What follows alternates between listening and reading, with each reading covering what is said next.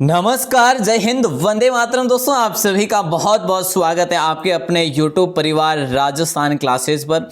आइए दोस्तों, आज बात करेंगे अपन 2222 प्रश्नों की जो सीरीज चल रही है अपनी, इसमें भाग संख्या अपन बात करेंगे दोस्तों सीरीज की भाग संख्या 14 में बात करेंगे। और दोस्तों ये प्रश्न आपके लिए जो रहने वाले हैं ना, ब्रह्मास्त्र प्रश्न में आपको कई बार बता चुका हूं कि भाई व्याख्या सहित अपन इसको अच्छे से पढ़ रहे हैं। व्याख्या सहित तो दोस्तों आज जो है ना, आज के प्रश्न बहुत ही शानदार होंगे। काफी प्रश्न नदियों के होंगे, काफी प्रश्न कोई किलों के होने वाले। तो दोस्तों जो है ना, ये प्रश्न उम्मीद करूंगा हर भाई हर बहन जो है इस क्लास को बड़ी शिद्दत के साथ पढ़ेंगे और बताएंगे लास्ट में कि आपके कितने प्रश्न आप इससे पहले सही कर सकते थे। और दोस्तों देखिए, एक और चीज बता दूं, आपको जवाब भी देना है दोस्तों। आपको लास्ट में एक क्वेश्चन दिया जाएगा, उसका आंसर दिया करो, है ना। आंसर आपको कमेंट सेक्शन में बाहर आके देना होता है। आप बहुत सारे कम भाई बहन जो है आंसर देते हैं, लेकिन ध्यान रहे बिल्कुल जो है सभी आंसर देवे। कल आपसे प्रश्न किया था कि राज्य का सबसे छोटा जो नगर है वो कौन सा है। लाडलो, राज्य का सबसे छोटा नगर, तो दोस्तों छोटा नगर जो है बोरखेड़ा है। कौन सा है? बोरखेड़ा। अब देखिए दोस्तों, ये जो बोरखेड़ा है ना, ये बांसवाड़ा में, ठीक है। तो राजस्थान का दोस्तों दक्षिण का बिंदु, सबसे दक्षिण का जो बिंदु है ना दोस्तों, दक्षिणतम बिंदु कौन सा है? तो दोस्तों ये राजस्थान का दक्षिणतम बिंदु बोरखेड़ा, जो कि बांसवाड़ा है, ठीक है ना। और दोस्तों बांसवाड़ा को 100 द्वीपों का शहर भी कहा जाता है। अच्छा क्वेश्चन है दोस्तों, आगे बढ़िएगा। पहला प्रश्न आपकी स्क्रीन पर आज का 411 नंबर। दोस्तों 411 से शुरू करेंगे और पहला प्रश्न है कि गागरोन और झालावाड़ जो है ना, किस नदी के किनारे बसा हुआ है। प्रश्न दोस्तों बहुत ही अच्छा है कि गागरोन और जो झालावाड़ है ना शहर, ये किस नदी के किनारे बसा हुआ है। चलिए तो देखिए दोस्तों, राइट आंसर पार्वती नहीं होगा, परवन भी नहीं होगा। तो दोस्तों लॉक हो जाएगा अपना कौन सा? सी ऑप्शन है जो अपना सही आंसर हो जाएगा। बोले सर काली सिंध है। देखिए जो गागरोन किला है ना, वो गागरोन किला दोस्तों काली सिंध और आहू दोनों नदियों के संगम पर बना हुआ है। क्लियर? तो दोस्तों अगर हम बात करें गागरोन किले के बारे में, जैसा कि मैंने आपको बताया, गागरोन किले के अन्य नाम की बात करें तो दोस्तों इसे धूलरगढ़ भी कहा जाता है। क्या? धूलरगढ़ भी कहा जाता है दोस्तों इसे, धूलरगढ़। अच्छा दोस्तों और क्या? और दोस्तों इसे जलदुर्ग, जो कि राजस्थान का मुख्य जलदुर्ग दोस्तों यही है। और दोस्तों इसे उदक दुर्ग भी कहा जाता है, उदक दुर्ग, ठीक है। और अक्सर उदक दुर्ग दोस्तों जलदुर्ग को ही कहा जाता है। और दोस्तों इसका निर्माण करवाया था डोड के परमारों ने, तो इसीलिए इसे डोडगढ़ भी कहा जाता है। मोस्ट इंपोर्टेंट क्वेश्चन है, आगे बढ़ेंगे। और दोस्तों अगला प्रश्न आपकी स्क्रीन पे दे रहा हूं, बेणेश्वर और गलियाकोट जो है ना, ये किस नदी के किनारे बसे हुए हैं। दोस्तों कई बार हमें ऐसे प्रश्न देखने को मिल जाते हैं एग्जाम में, है ना। तो देखिए बेणेश्वर है, गलियाकोट जो है, ये किस नदी के किनारे पर बसे हुए हैं। जैसा कि ऑप्शन में बनास है, गंभीर है, माई है और चंबल है। अब ये पता लगाइएगा कि जो बेणेश्वर और गलियाकोट दोस्तों कहाँ पर है। ये तो आप सभी को पता है कि भाई ये तो डूंगरपुर में, डूंगरपुर में। चलिए तो डूंगरपुर में फिर तो है जो आपके लिए आसान सी बात हो जाती है कि भाई डूंगरपुर में, तब तो जो है माई नदी हो ही जाएगा। क्या हो जाएगा? माई नदी हो जाएगा दोस्तों। सी ऑप्शन को आप लॉक कर देना, ठीक है। अच्छा क्वेश्चन है। अब देखिए दोस्तों, अगर इसी के बारे में बात करें ना कि भाई जो बेणेश्वर है, बेणेश्वर जो है ना दोस्तों, देखिए बेणेश्वर जो है ना, ये कहां पर है? डूंगरपुर में। इसे दोस्तों आदिवासियों का कुंभ कहा जाता है। एक तो कहा जाता है आदिवासियों का कुंभ, ठीक है। दोस्तों इसे और अन्य नाम से बात करके भी अन्य इसे किस नाम से जानते हैं? तो दोस्तों बागड़ का कुंभ भी इसे कहते हैं। क्या? इसे दोस्तों बागड़ का कुंभ भी कहते हैं। यहाँ पे सही नहीं लिखा जा रहा है, पेन की मिस्टेक है। तो देखिए दोस्तों बागड़ का कुंभ भी कहते हैं इसे। दोस्तों देखिए बागड़ का पुष्कर भी कहते हैं इसे दोस्तों बागड़ का पुष्कर भी कहते हैं। तो अच्छा क्वेश्चन है, इसको भी आप अच्छे से लॉक कर देना। देखिए दोस्तों अब अपन बात करें कि भाई जो गलियाकोट है ना, ये गलियाकोट दोस्तों ये दाऊदी बोहरा संप्रदाय का यहाँ पर उर्स भरता है। नेक्स्ट क्वेश्चन है कि राजस्थान का कौन सा शहर जो है कोठारी नदी के किनारे बसा हुआ है। इनमें से राजस्थान का कौन सा शहर जो है कोठारी नदी के किनारे बसा हुआ है।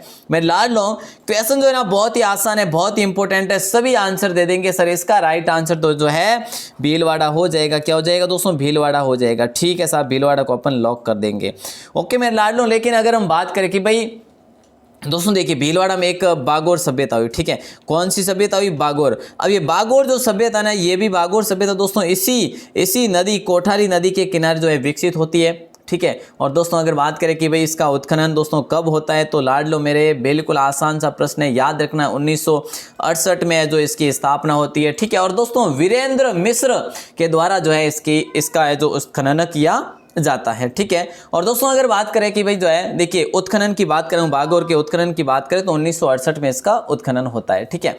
और दोस्तों देखिए सबसे प्राचीन जो है ना पशुपालन की अस्थियां जो है यहाँ पर मिली, ठीक है। सबसे प्राचीन पशुपालन की अस्थियां यहीं पे मिली। और दोस्तों इसे जो है ना इस देखिए बागोर की सभ्यता को आदिम संस्कृति का संग्रहालय कहा जाता है। नेक्स्ट क्वेश्चन आपकी स्क्रीन पे देखिए दोस्तों, निम्न में से मध्य प्रदेश के धार जिले से नदी निकलती है। कौन सी नदी जो है मध्य प्रदेश के धार जिले से निकलती है लाडलों, ये बताना है। और बहुत ही आसान है, बहुत आसान है। तो देखिए दोस्तों माही नदी सभी का राइट आंसर हो जाएगा। बोले सर ये प्रश्न तो बहुत ही आसान होगा। माही नदी, देखिए दोस्तों माही नदी जो है ना ये मध्य प्रदेश के धार जिले से, कहां से दोस्तों, मेहंद झील से निकलती है। कहां से? मेहंद झील से निकलती है मेरे लाडलो। और बात करें इस नदी के अन्य नामों की तो दोस्तों इसे पहली बात तो है कि आदिवासियों की गंगा कहा जाता है। क्या? आदिवासियों की गंगा इसे कहा जाता है लाडलों, एक चीज तो ये। दूसरी बात करें दोस्तों माई को है ना काठल की गंगा कहा जाता है, कांठल की गंगा कहा जाता है दोस्तों। और इसे दोस्तों दक्षिणी राजस्थान की स्वर्ण रेखा भी कहा जाता है, दक्षिणी राजस्थान की स्वर्ण रेखा। और दोस्तों यही जो नदी है ना एक कर्क रेखा को 2 बार पार करती है। चलिए आगे बढ़ें और अगला प्रश्न आपकी स्क्रीन पर है। देखिए दोस्तों अजमेर के नाग पहाड़ से कौन सी नदी जो है निकलती है? अजमेर के नाग पहाड़ से इनमें से कौन सी नदी जो है निकलती है? जैसा कि ऑप्शन में पार्वती है, ऑप्शन में लूणी है, ऑप्शन में माई है और काली सिंधु है। दोस्तों देखिए नदियों से संबंधित जो है ना 10 से 1 प्रश्न होंगे जो कि आपके लिए महत्वपूर्ण से महत्वपूर्ण है। यही प्रश्न बिल्कुल आपके लिए जगह बनाने वाले हैं।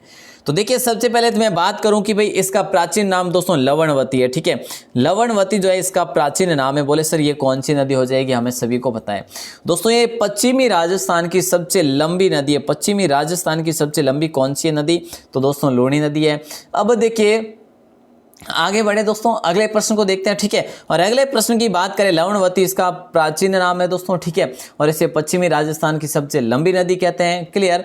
चलो नंबर 416 क्या पूछा जा रहा है, ध्यान देंगे कि भाई उदयपुर में गोगुंदा की पहाड़ी से कौन सी नदी निकलती है। अब देखिए दोस्तों आपसे पूछा यह जा रहा है कि उदयपुर में गोगुंदा की पहाड़ी से जो नदी निकलती है ना वो कौन सी नदी है?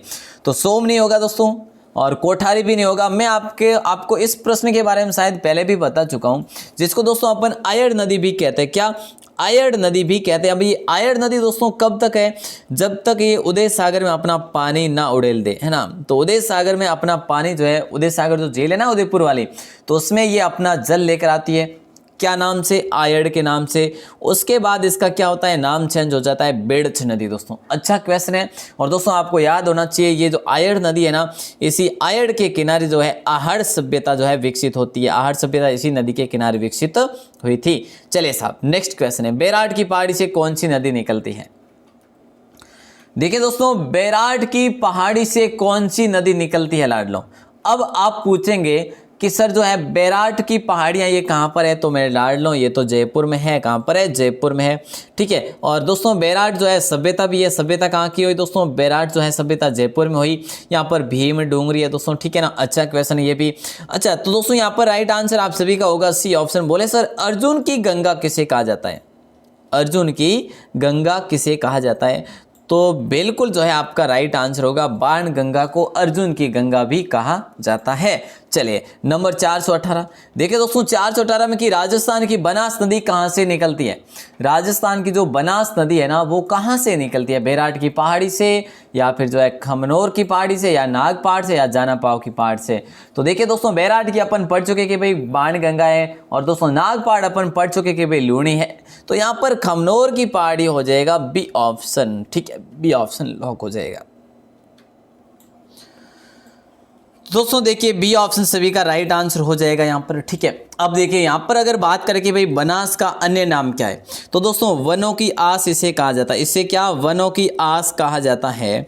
और दोस्तों इसे क्या कहा जाता है? इसे वर्णाशाह भी कहा जाता है। क्या? इसे वर्णाशाह भी कहा जाता है। और दोस्तों इसके अन्य नाम की और बात करें ना कि इसे वशिष्ठी भी कहा जाता है। वशिष्ठी भी कहा जाता है दोस्तों। और अगर हम बात करें कि बहाव की दृष्टि से सबसे लंबी जो नदी है ना वो जो है देखिए पूर्ण बहाव की दृष्टि से जो लंबी नदी है ना वो राजस्थान की यही नदी है दोस्तों। अच्छा क्वेश्चन है, आगे बढ़ेंगे अगले प्रश्न को देखेंगे। आइए मेरे साथ, मध्य प्रदेश की जाना पाव पहाड़ी से कौन सी नदी निकलती है? मध्य प्रदेश की जाना पाव पहाड़ी से कौन सी नदी जो है निकलती है लाडलो, ये बताना है। बहुत ही अच्छा प्रश्न है। अब इसमें अपन बात करें कि भाई राजस्थान में ये कहां से प्रवेश करती है, पहले तो ये बताओ कि जानापाव पहाड़ी से कौन सी नदी निकलती है। हर भाई हर बहन का राइट आंसर बी ऑप्शन हो जाएगा कि सर ये तो जो है बी ऑप्शन होगा ही होगा, ठीक है। लेकिन दोस्तों बात करें कि भाई राजस्थान में कहां से प्रवेश करती है, तो दोस्तों चौरासीगढ़ से प्रवेश करती है। कहां से? चौरासीगढ़ से प्रवेश करती है, ठीक है। और दोस्तों चौरासीगढ़ कहाँ पर है? चित्तौड़गढ़ में, ठीक है साहब। चित्तौड़गढ़ में कहाँ पर है? चित्तौड़गढ़ में। तो दोस्तों ये चीज़ याद रखना। और इसके अन्य नामों की बात करें ना, इसके अन्य नामों की बात करें तो एक तो इसका अन्य नाम दोस्तों कामधेनु है, ठीक है। क्या है? कामधेनु दोस्तों इसका अन्य नाम है, ठीक है। और दोस्तों इसका अन्य नाम चर्मणवती भी है इसका अन्य नाम। और दोस्तों इसे नित्यवाही भी कहा जाता है। क्या? नित्यवाही नदी भी कहा जाता है। अच्छा क्वेश्चन है। अब आपका अगला प्रश्न आएगा नंबर 420। देखिए जरा ध्यान देंगे। ये प्रश्न क्या है कि सागर का कौन सा भाग राजस्थान के निकट है। देखिए दोस्तों यहाँ पर कौन से सागर का जो है भाग है, कौन से सागर का जो भाग है वो राजस्थान के निकट है ना।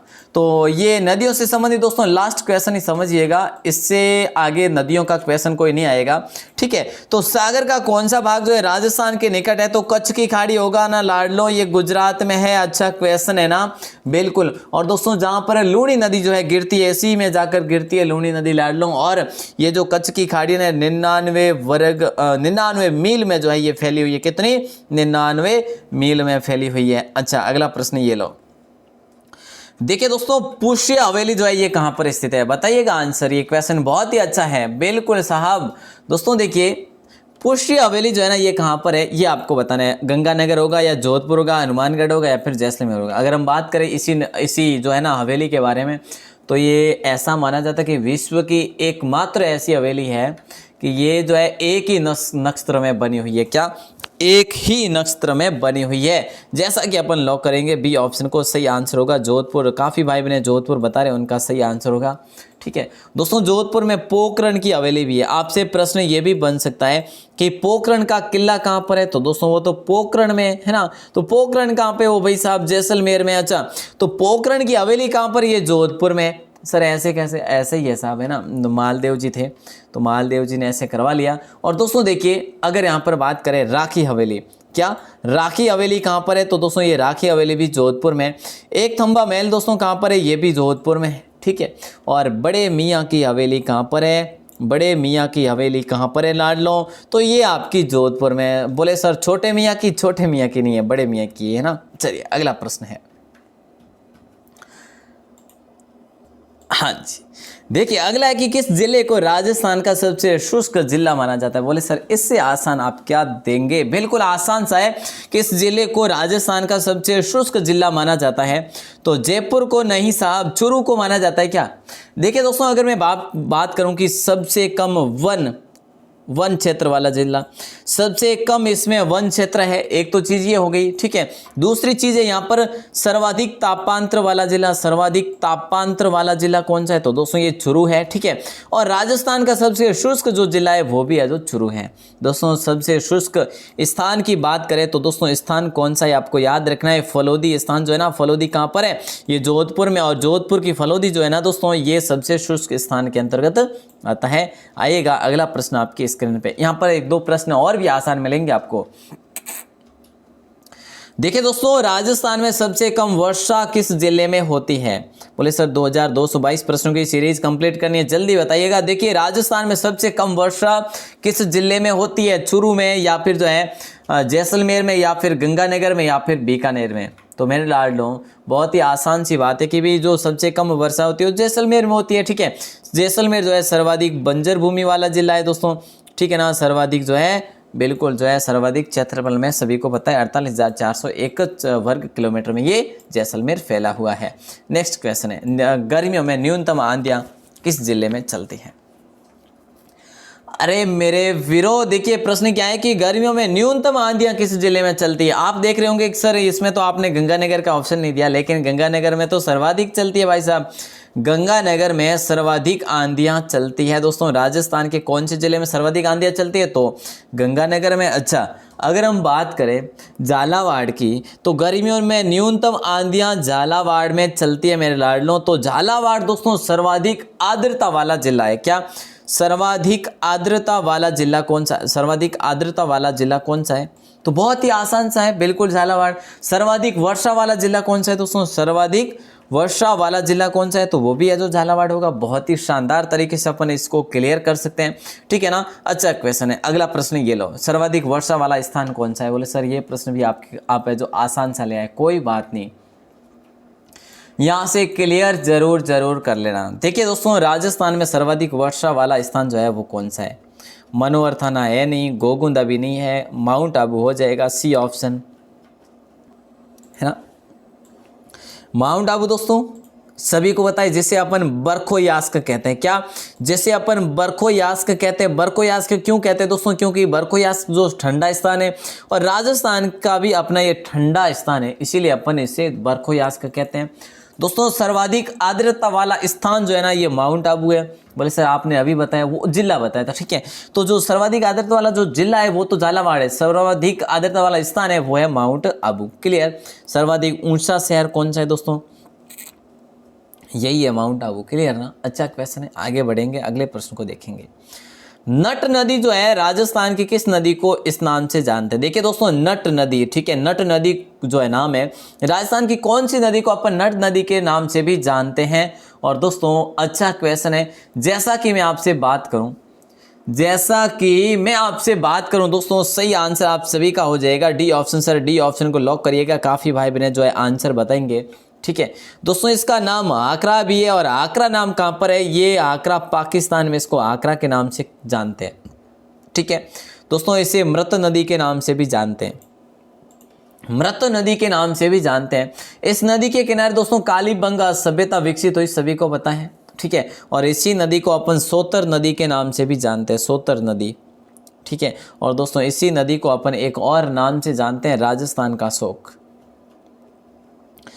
दोस्तों आपको प्रश्न नहीं मिलेगा कि राजस्थान का शोक जो है किस नदी को कहा जाता है, राजस्थान का शोक जो है किस नदी को कहा जाता है। अच्छा क्वेश्चन है, ये गगर नदी को कहा जाता है। आगे बढ़िएगा, अगला प्रश्न देखेंगे।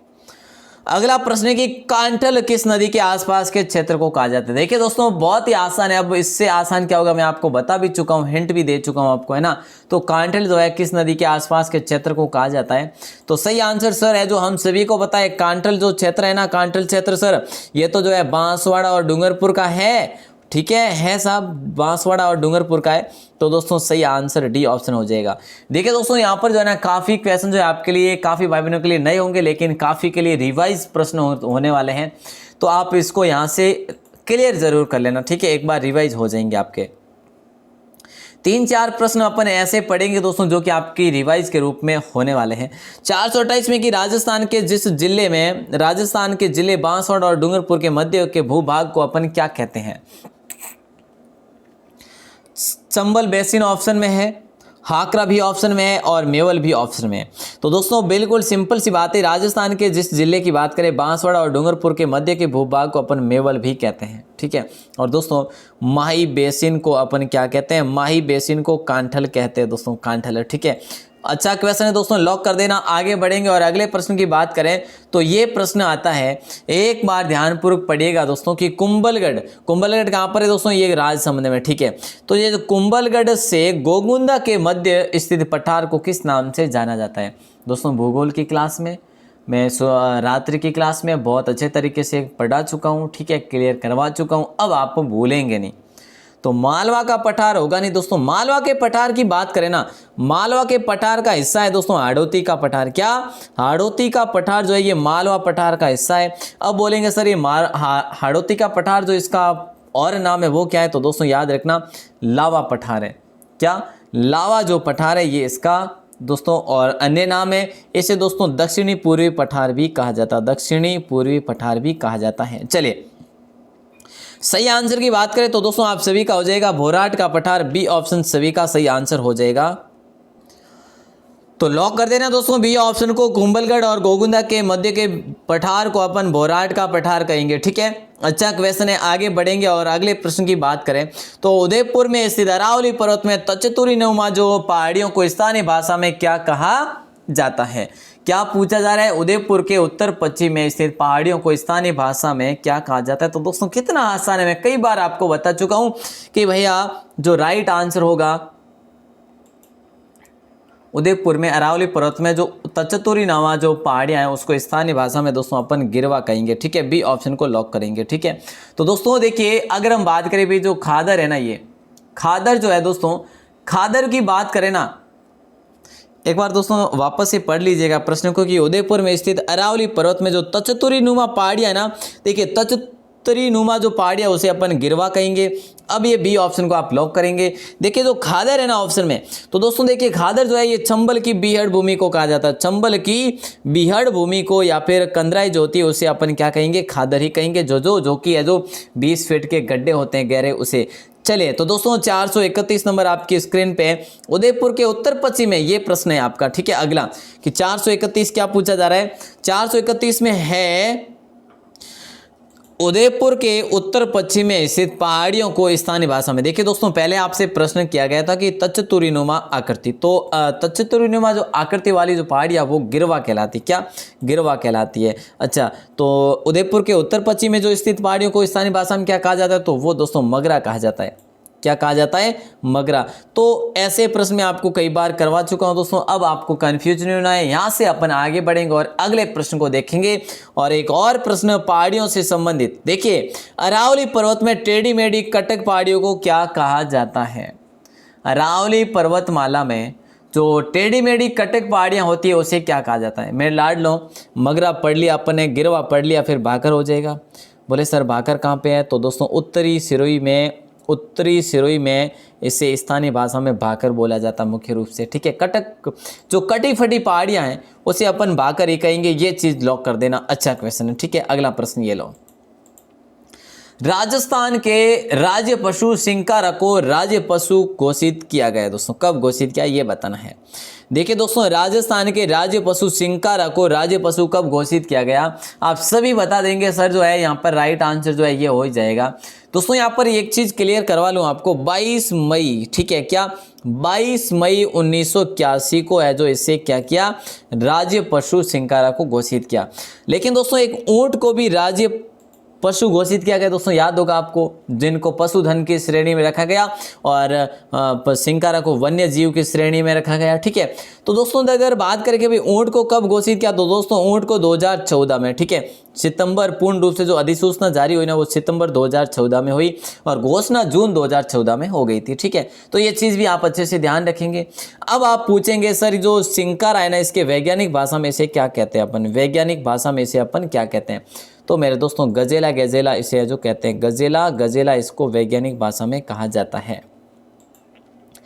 आइए अगला प्रश्न है, अगला प्रश्न क्या पूछा जा रहा है, राजस्थान के राज्य पक्षी गोडावन को राज्य पक्षी घोषित किया गया। देखिए दोस्तों मैं आपको एक अलग से क्लास देने वाला हूं, क्या प्रतीक चिन्ह है ना, राज्य पक्षी, राज्य के प्रतीक चिन्ह, ठीक है, राज्य के प्रतीक चिन्ह दोस्तों अलग से वीडियो दूंगा, ठीक है, अलग से आपके लिए क्लास लेने वाला हूं, तो उसमें भी जरूर भाग लीजिएगा ताकि पूरा का पूरा मटेरियल जो आपका उसी में क्लियर हो जाएगा।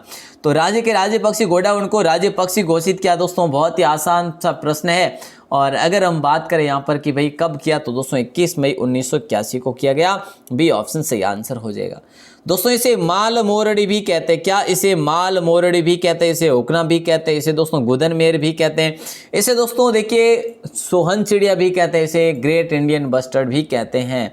ये काफ़ी चीज़ें जो है मैं आपको बता चुका हूँ, लेकिन ये चीज़ हमेशा के लिए याद रखना कि राज्य पक्षी गोडावन को बनाया 21 मई 1981 को बनाया गया। नंबर 435 आपकी स्क्रीन पे ये लो साहब।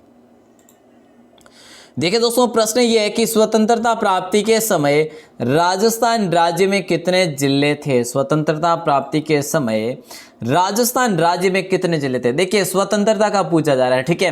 तो दोस्तों इसके बाद जो है ना, देखिए जब राजस्थान अस्तित्व में आया, ठीक है, उस समय तो भाई साहब 6 जिले हो गए थे, 26 जिले हो गए थे, ठीक है, क्योंकि अजमेर को उसमें शामिल किया गया था, तो 26 हो गए थे, राजस्थान अस्तित्व में आया था तब की बात है। लेकिन यहाँ पर बात की जा रही स्वतंत्रता प्राप्ति के समय राजस्थान राज्य में कितने जिले थे, लाडलो 25 जिले थे। ए ऑप्शन, अगर 26 का ऑप्शन भी होगा और आप करेंगे ना तो गलत होगा, 25 जिले थे, ए ऑप्शन को लॉक करेंगे। ओके चलिए आइए आगे बढ़ते हैं। नंबर 437 आपकी स्क्रीन पे है, देखिएगा। देखिए दोस्तों राज्य टैक्स सेटलमेंट बोर्ड का मुख्यालय कहाँ है, और यहाँ पर दोस्तों आपके सारे के सारे प्रश्न नए आने वाले हैं, ठीक है। तो राज्य टैक्स सेटलमेंट बोर्ड का मुख्यालय जो है ना ये कहाँ पर है, जयपुर में होगा क्या, जयपुर में हो जाएगा। मैं लाडलो जयपुर को आप लॉक कर देना, ठीक है। और दोस्तों काफ़ी भाई बहनों जो है देखते हैं कि सर ये प्रश्न मैंने पढ़ा है, ये भी पढ़ा है। तो दोस्तों 2222 प्रश्नों की सीरीज है, काफ़ी आपके रिवाइज होंगे, काफ़ी नए मिलेंगे, ठीक है। ऐसा तो जरूर नहीं कि सारे के सारे प्रश्न नए होंगे, नए प्रश्न तो लाएंगे कहाँ से ना। चलिए अगला प्रश्न है कि संत भूरीबाई का जो संबंध क्षेत्र है वो कौन से क्षेत्र से संबंध है संत भूरीबाई का, ठीक है। जोधपुर से या फिर पाली से, सीकर से, राजसमंद से। मेरे लाडलो बहुत ही अच्छा क्वेश्चन है, इसको लॉक कर देना। बहुत ही इंपॉर्टेंट प्रश्न है, बहुत इंपॉर्टेंट प्रश्न है। संत भूरीबाई का जो संबंध है ना वो दोस्तों जोधपुर से नहीं है, पाली से भी नहीं, सीकर से भी नहीं है, राजसमंद। अच्छा दोस्तों राजसमंद का पूछा जाए कि भाई कहाँ से, नाथ द्वारा का अगर ऑप्शन हो ना तो नाथ द्वारा कर लेना, कोई गलती नहीं होगी आपकी, ठीक है। अच्छा क्वेश्चन है ये भी। राजस्थान के कितने जिलों की सीमा किसी देश अथवा राज्य की सीमा से नहीं लगती। अब देखिए दोस्तों अगर मैं आपसे बात कर लेता हूँ यहाँ पर बात कर लेता हूँ, बहुत ही आसान है कि राजस्थान के कितने जिलों की सीमाएं किसी देश या राज्य से, मतलब कि ना तो अंतर्राष्ट्रीय लगती है ना कि अंतर्राज्यीय। तो दोस्तों 8 जिले हो जाएंगे। सभी भाई बहने 8 जिले बता रहे, बिल्कुल सही है। अब देखिए यहाँ पे अलग अलग सभी की ट्रिक होगी, लेकिन मैं यहाँ पर लिख रहा हूँ PANJB, पंजाब कह सकते हो या फिर पंजाब, DRT, ठीक है, DRT, ठीक है।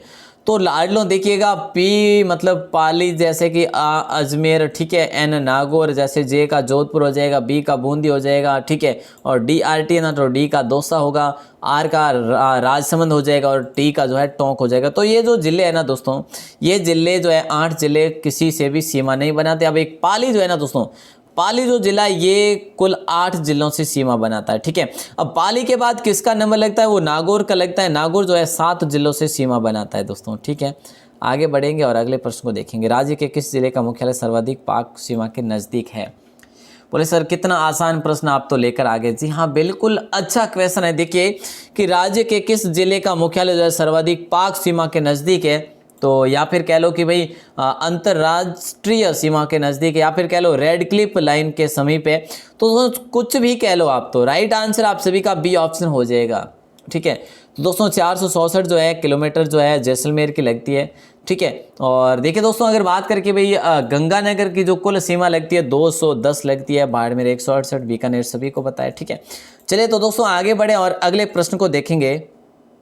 सॉरी बाड़मेर जो है 228 है, ठीक है। और दोस्तों अगर बात करें कि भाई बीकानेर की कुल लगती है 168 लगती बीकानेर की, बाड़मेर जो है 228 है, श्रीगंगानगर दोस्तों 210 है और जैसलमेर जो है 464 है। इतनी सीमा जो है लगती है रेड क्लिफ लाइन से, ठीक है ना। अच्छा क्वेश्चन है दोस्तों, इसको भी आप सभी लॉक कर देना, मोस्ट इंपोर्टेंट क्वेश्चन था। अब अपन आगे बढ़ेंगे और अगले प्रश्न को देखेंगे। अब देखिए दोस्तों जो ये रेड क्लिफ सीमा है ना, ये अवस्थित जो है ना, ये सीमावर्ती क्षेत्र विकास कार्यक्रम जो है इस पर शुरू किया गया है, जो कि दोस्तों कब किया गया आपको याद हो तो 1994 में शुरू किया गया था यहाँ पे, ठीक है। अगला प्रश्न है आपकी स्क्रीन पे, राजस्थान के किस जिले की सीमा मध्य प्रदेश को स्पर्श नहीं करती। आसान सा प्रश्न मैंने आपके लिए लास्ट बनाया है दोस्तों, इससे लास्ट एक और प्रश्न आ जाएगा। यहाँ पर प्रश्न ये है कि राजस्थान के किस जिले की सीमा मध्य प्रदेश को स्पर्श नहीं करती। लाडलो झालावाड़ होगा या फिर सिरोही होगा या कोटा होगा या बारा होगा। राजस्थान के किस जिले की सीमा मध्य प्रदेश को स्पर्श नहीं करती। बहुत आसान है, देखिए झालावाड़ करती है, सिरोही नहीं करती साहब, सिरोही नहीं करता। तो दोस्तों कोटा बारा भी करता है यहाँ पे स्पर्श। तो सिरोही जो है दोस्तों यहाँ पर जो है सिरोही बिल्कुल है, यहाँ पर स्पर्श नहीं करता। तो सिरोही दोस्तों कहाँ पर, सिरोही तो भाई साहब गुजरात पर स्पर्श करता है। क्या, गुजरात से स्पर्श करता है सिरोही, है ना। तो अच्छा क्वेश्चन है दोस्तों, आपको याद होना चाहिए कि जो मध्य प्रदेश है ना, मध्य प्रदेश से दोस्तों 10 जिले अपने स्पर्श करते हैं और मध्य प्रदेश के खुद के कितने, तो दोस्तों 10 जिले जो है यहाँ से अपने आप में स्पर्श करते हैं। तो दोस्तों बात करें कि भाई मध्य प्रदेश की कुल कितनी है दोस्तों लंबाई, सॉरी जो सीमा की लंबाई, तो दोस्तों दोनों की जो राजस्थान और मध्य प्रदेश की सीमा की लंबाई जो है ना वो 1600 किलोमीटर है। दोस्तों गुजरात की कितनी है? गुजरात की 122 किलोमीटर है। ठीक है दोस्तों, आपसे पूछा जाए कि भाई जो है उत्तर प्रदेश की कितनी, ये आपके लिए प्रश्न आ जाएगा। हरियाणा की दोस्तों कितनी है? 1262 है। और पंजाब की 89 है। दोस्तों ये चीज़ याद रखना। और आज का प्रश्न दोस्तों मैं आपको दे रहा हूं, आप सभी को आंसर देना है। उत्तर प्रदेश के साथ राजस्थान की सीमा जो लगती है वो कितनी लगती है? दोस्तों यहाँ पे नहीं देना है, बाहर आके कॉमेंट सेक्शन में आपको आंसर देना है। देखिए दोस्तों कितनी मेहनत कर रहा हूँ, इस मेहनत का फल देखिए आप शेयर करेंगे तभी मिल पाएगा, है ना। तो आप सभी से एक ही रिक्वेस्ट है, शेयर वगैरह किया करें ताकि मुझे भी आनंद आ जाए। आप भी शेयर करेंगे तभी आनंद आएगा, अन्यथा नहीं, है ना। मैं तो शेयर करता ही हूँ, लेकिन मेरे एक से शेयर करने से काम बनने वाला नहीं है।